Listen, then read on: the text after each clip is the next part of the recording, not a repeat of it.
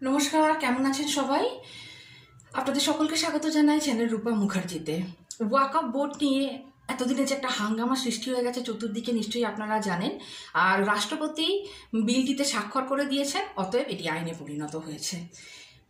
খুব অল্প কথা আসুন জেনে নিই, যারা এখনো জানেন না তাদের জন্য বলছি যে ওয়াকফ বোর্ডটি কি। দেখুন, এটি হলো একটি ধর্মীয় বোর্ড। বিশেষ করে এটি বুঝতেই পারছেন শব্দটি মুসলমানদের সঙ্গে সম্পর্কিত। তো যাদের ভূমিজ সম্পত্তি থাকতো, স্থাবর অস্থাবর যা কিছু সম্পত্তি থাকতো, তাদের যদি পরিবারে কোনো মেল বংশধর না থাকতো, যদি কোনো পুরুষ বংশধর না থাকতো, তাহলে তাদের সেই সকল সম্পত্তি ওয়াকফ বোর্ডের নামে ট্রান্সফার হয়ে যেত। আর এতটাই ক্ষমতা ছিল 1995 সালে গঠিত এই বোর্ডের, যে তারা যেটা বলতো সেটাই শেষ কথা। তার উপরে কোনো আইন ছিল না, তার উপরে কোনো সরকার ছিল না। তারা চাইলে যে কোনো সম্পত্তি করায়ত্ত করে নিতে পারতো। এর জন্য তাদের কাউকে জবাবদিহি করতে হতো না।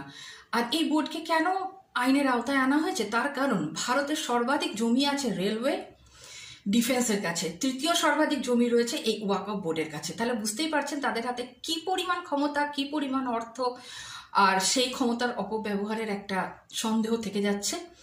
তো সেই কারণে তারা যে আজ পর্যন্ত জমিগুলি নিয়েছে এবং নিয়ে নানা ধরনের প্রতিষ্ঠান করেছে, সাধারণত এই জমি দেবত্ব সম্পত্তি করে দেওয়া হয়। অর্থাৎ এই জমিতে চাইলে কেউ মসজিদ বানাতে পারে, স্কুল বানাতে পারে, হসপিটাল বানাতে পারে। বেশিরভাগ সময় ধর্মীয় প্রতিষ্ঠানই গড়ে তোলা হয়, কারণ এক্ষেত্রে সুবিধাটা অনেক বেশি পাওয়া যায়।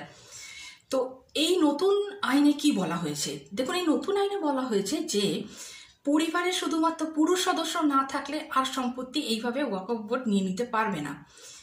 পরিবারে যদি মহিলা উত্তরাধিকারী থাকেন, তাকে সেই সম্পত্তি, তা সে স্থাবর হোক আর অস্থাবর হোক, সম্পত্তি আগে দিতে হবে।